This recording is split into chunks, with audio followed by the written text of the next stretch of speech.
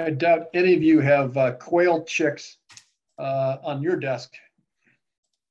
Do you? You don't see them behind me? Oh, in that container there? That's styrofoam. That is an incubator. Oh, wow. This is episode 40 of Farm to Markets, and today we are talking about Twitter shareholders suing Elon Musk, Joe Biden's meeting with Jerome Powell, and we have more lightning round questions at the end. Elon Musk and Twitter are being sued over Elon Musk's acquisition of Twitter by shareholders. Shareholders are upset about Musk's statement, tweets, and conduct that they allege was designed to create doubt about the deal for negotiating purposes.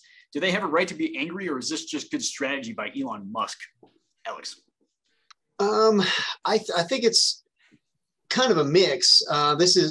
If Elon Musk is doing what they're saying he's done, it wouldn't be the first time. Back in 2018, he tweeted he was taking Tesla private and claimed he had the funding secured to do so, neither one of which were actually the case. He ended up settling with the SEC over charges of securities fraud, and a judge also recently ruled that neither of those statements were true. So it wouldn't be the first time that he's done something like this again. This one revolves more around like his dispute with Twitter. They're claiming that only 5% or less of their users are, duplicate accounts, bots, sock puppet accounts, stuff like that. Most studies are saying it's actually much higher. It's in the 10 to 15% range. So that aspect of it, I think it's reasonable for Elon Musk to wonder whether or not Twitter is making an accurate claim about the number of, fake accounts. As far as trying to drive the price down to renegotiate a lower purchase price, he may or may not, depends on where he ends up in court. It sounds like they think he may have violated state law in California. But for now, I guess we'll have to wait and see. Sure. I think investors have the right to be angry, and I think they have the right to pursue litigation on the basis that Musk violated California corporate code, as well as a possible SEC violation. If it's proven in court that Musk broke the rules, then his investors should be made whole. I think that's basically how far it goes. However, I don't think that Musk's behavior should come as a surprise. He's quite the wild card and has moved the markets with a single tweet. Now, part of doing due diligence on stock investing isn't only just looking at the company's fundamentals, but it's also considering the people who run the company. Now, I'm not blaming the victims of or the investors in this case, but I am saying that Musk is unpredictable. He is a wild card, and you can expect a wild ride by owning his stocks. I do wonder if investors would still sue Musk for making these false or misleading statements if both Tesla and Twitter shares rose. Because when Elon announced that he took a 9% stake, prices went up, and no one sued. He just heard crickets. But he stalls, and then prices go back down. Then it's sue him. He broke the rules. This is unjust. So it's kind of funny to look at it from that perspective. But ultimately, just let the courts decide. This will get hashed out eventually. Amber Heard have the right to be upset that she lost in court suing Johnny Depp? I mean, really, who's truly at fault here? To Alex's point, Tesla did. I'm not at Tesla, but Twitter stated that their bot population was a lot smaller than it truly is. If it turns out that there's more fake accounts than actually exists, it seems to me like Musk was just being prudent. This is all just theater. No matter how you slice it, it might come on purpose, or it might come just because you're doing business with Elon Musk. Either way, it's been very entertaining for anybody who owns Twitter, and certainly for those of us who don't. Yeah, I'll say first off, props for sneaking the Amber Heard Johnny Depp trial into this conversation, and then secondly, I think investors have a little bit of a right to be upset because this is pretty atypical for an acquisition like this, and especially when you go out and say a bunch of nasty things about Twitter, as you're buying the company. I think they have a little bit of reason to be concerned. Musk does have some legitimate concerns about the the number of bots that Twitter has as accounts, but typically these concerns are brought up privately and not all over the internet. But this is typical Elon Musk, though. Yeah. All right. On May 31st, Joe Biden met Federal Reserve Chairman Jerome Powell. Meetings between the president and the Fed chair are rare, but not uncommon. Do you think there was any significance to this meeting? Any real significance? Not specifically. In general, I don't think that they should be meeting very frequently. The Federal Reserve is supposed to be a nonpartisan organization, whether or not you believe that it is. The optics for this are certainly not good, especially immediately after Biden renominated him, and then the Senate just confirmed Powell for another term as Federal Reserve Chairman. From the Biden administration standpoint, they're really pushing hard to promote this meeting as they're doing something about inflation, while also blaming their predecessor in the Trump administration. So even if from the Federal Reserve standpoint, this is not really a partisan thing, the Biden administration is certainly promoting it in a partisan fashion. Should we in general be concerned? Probably not. It's the highest inflation in 40 years. I don't think it's unreasonable for the president to want to speak directly to the Federal Reserve Chairman. That said, again, the optics are not great. So hopefully it doesn't become a more frequent occurrence. I don't think there's much significance in this meeting. I think it just gives the media an opportunity to make it a bigger deal than it really is. Presidents have the right to meet with the governors of the Federal Reserve. I mean, the president appoints the 7 governors himself, so he can meet with them if he wants. I think it's either a normal meeting. They're just going to talk about ways to cool inflation because if you haven't noticed, it's quite high, or it's a publicity stunt to give Biden the opportunity to shift the blame on the high inflation and put that blame on the Fed. He stated multiple times after the meeting that the Fed should act independently, and it does act independently and should not be influenced by the federal government. But that's not a radical stance at all. That's how the Fed should operate, and that's how the Fed does operate. This meeting does give Biden the opportunity just to say it publicly.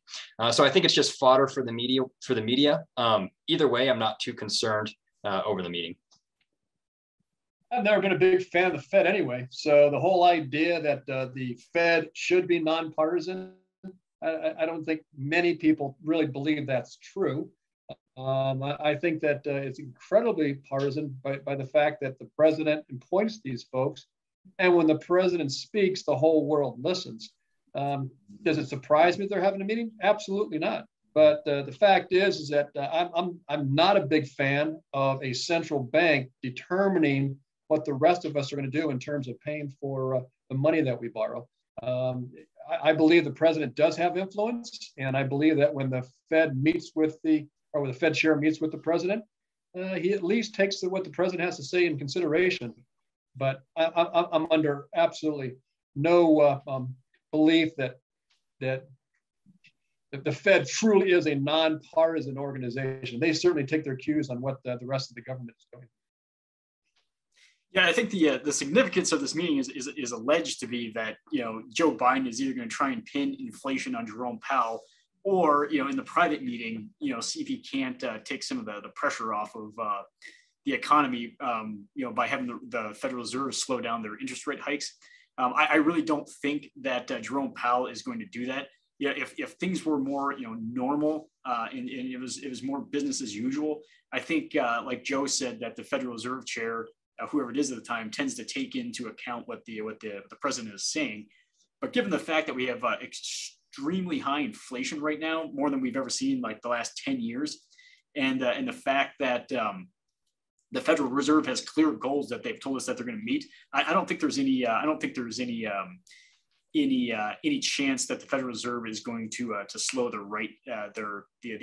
amount and I guess, volume of rate hikes from now until the end of the year. So I think they're going to continue to operate independently. I don't think there's any reason concern for it. And like, I think this is basically just a chance for Joe Biden to just show that they are meeting and talking about it, but also to kind of pin some of the inflation, pin inflation on the Federal Reserve and take some of it off of himself.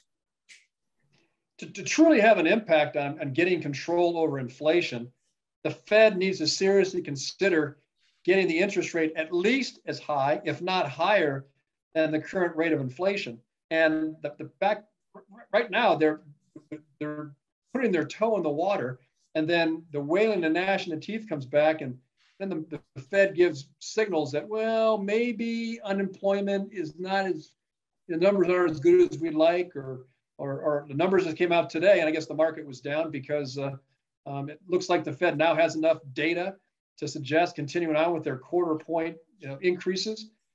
Folks, if they want to get control of inflation, they need to be doing 1% or 1.5% hikes instead of this 0.25% at a time nonsense.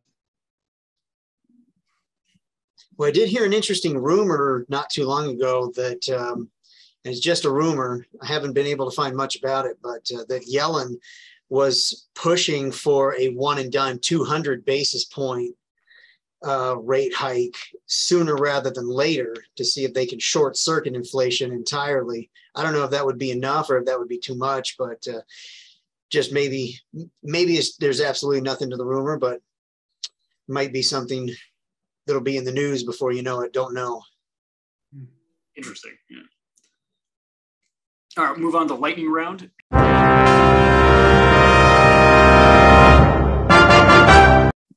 The Olympic Committee is looking at which sports should be included in the next Olympics. Up for consideration are flag football, lacrosse, cricket, and cheerleading. Which of these, if any, should be included in the Olympics? Starting off with football, no. Lacrosse, no. Cricket, no. Cheerleading, no. Flag football, I mean, it's derivative of gridiron football, and that's only really popular in North America. Same with lacrosse, so it's really a North American thing. Cricket is basically India and Pakistan, and nobody else cares. And cheerleading, I mean, if cheerleading is a sport, then so is pro wrestling, and I'd rather have that in the Olympics. I think you'd have to say yes to all of them. They should all be Olympic sports if the Olympic Committee in the world wants them to be. I mean, we already have badminton, synchronized swimming, and canoeing. Those are all derivative of other sports out there. So I think you can't really say no to one and yes to another. And the Olympics has had a history of weird sports anyway. Back in the 1900s, there was a tug of war as an Olympic sport. There was live pigeon shooting. So I say give it a try. Let's see what happens. I think this speaks to the fact that in Western societies, we tend to get bored rather quickly. And the viewership of the Olympics must have been dropping off precipitously. I know I have not watched the last summer or winter Olympics out of lack of interest, primarily because it's more commercial and less about international sports competition. And I think that this is just a play to try to increase their viewership by coming up with even more varieties. It's kind of like Baskins and Robbins coming up with, instead of 31 flavors, they now have 35 because people were getting bored with the original 31. I'm not in favor of them adding more. I'd rather go back to the days of tug of war and pigeon shooting.